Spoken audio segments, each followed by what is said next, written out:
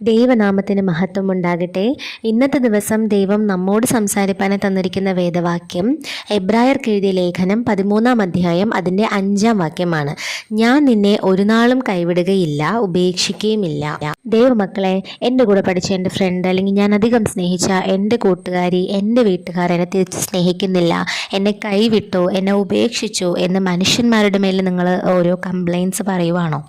എന്നാൽ നിങ്ങളുടെ സർവശക്തനായ ദൈവം, നമ്മുടെ ദൈവം നമ്മോട് പറയുന്നത്, ഞാൻ നിന്നെ ഒരു നാളും ഉപേക്ഷിക്കുകയില്ല, കൈവിടുകയില്ല എന്നാണ്.